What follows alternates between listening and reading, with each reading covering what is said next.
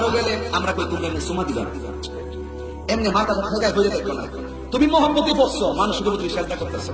ভালো একটা কাজ করতে গিয়ে যদি বদনাম হয়ে যাবে, আর হারাম একটা কাজ যদি মানুষ হারাম মনে করে, এটা গোপন হইল। ছাগল কোথায় মাজার যে চুমা দেওয়া হারাম, মাজারে মস্তক নত করা শিরক। অবাদান আপনার কদমে আমাদের সালাম। গৌসুল আজম মেজবান্ডারি কেবলা কাবার এই ছেলেগুলো ওই সামনে পরীক্ষা আপনার কাছে দরখাস্ত দেওয়ার জন্য আপনার কাছে এসেছে। ভুল ত্রুটি মার্জনা করে তাদেরকে একটু কামিয়াবি করিও। وإذ قال لقمان لابنه وهو يعظه يا بني لا تشرك بالله إن الشرك لظلم عظيم।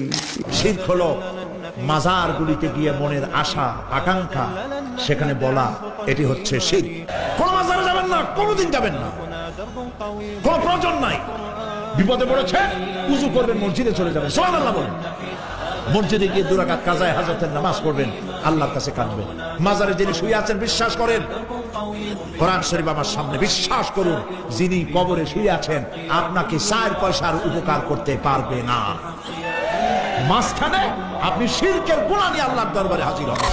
কেউ ফিরে না খালি হাতে, খাজা তোমার إن الله لا يغفر أن يشرك به ويغفر ما دون ذلك لمن يشاء।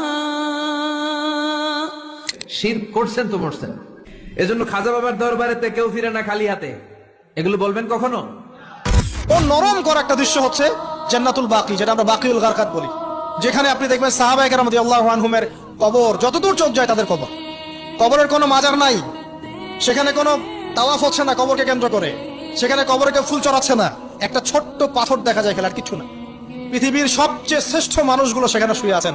তো দেখুন প্রিয় ভাইরা, অবশ্যই ওলিয়া উলিয়াদের কবর জিয়ারত করবে, কিন্তু মৃত ব্যক্তি আপনার কল্যাণ করতে পারবে? অকল্যাণ করতে পারবে? নবীর জন্মদিনে, নবীর জন্মদিন উদযাপন উপলক্ষে কেক কাটা মানে আমানতের খেয়ানত করা আর নবীর দুশমন প্রমাণিত হওয়া। হাত দিয়ে কেক কাটে। আমি আচ্ছা মনে করেন জন্মদিন কার? নবীর। ফুল দিয়ে সাজাই দিই আরেকজন, ঘটনা একদম ঘুরে ফেলে। জন্মদিন কার? তো ফুল আরেকজনের কেন? একদম পুরো ঢেকে ফেলছে। মানে আমি ঠিক আছে ভাই, মাইনা নিলাম আপনি নবীর জন্মদিন পালন করতে, তো ফুল দিয়ে আপনারে রাখছে কেন? এটা তো বলে না, কিন্তু ফুল দিয়ে আপনারে রাখছে কেন? এটা আমার মাথায় ধরে না। যদি কন যে ওই দিন ফুল দিয়ে কাউরে রাখতো, তো আমি সবাই রাখেন, সমস্যা কি? খালি একজনে কেন? রাসূল সাল্লাল্লাহু আলাইহি সাল্লামের জন্মদিনে ফুল দিয়ে একজনের পুরো ঢাকা হয়। হ্যাঁ, মাঝে মাঝে বুঝি না। আবার এই যেটা বললাম না, এখন হয়তো অনেকে বিভিন্ন জায়গাতে বলতে চাচ্ছে আপনি বুঝলে কি না বুঝলে কি, আমরা করবি। তাহলে হাত এবং জবানের কষ্ট দেওয়া থেকে অন্যরা যেন নিরাপদ থাকে। তো কেক কাটা তো এমনি, জন্মদিন পালন করা তো এমনি মুসলমানের সংস্কৃতি না। আবার নবীর জন্মদিনে কেক, এমনি তো সংস্কৃতি, আবার নবীর জন্মদিনে কেক কাটে, কত বড় স্পর্ধা। রাসূল সাল্লাল্লাহু আলাইহি সাল্লামের জন্মদিনে কেক কাটে, মনে রাখবেন রাসূলের জন্মদিনে উপলক্ষে কেক কাটা, এই হাতের খেয়ানত করা, আল্লাহ রাসূলকে কষ্ট দেওয়া, রাসূলের দুশমন প্রমাণিত হওয়া, এটা রাসূলের মহব্বত না।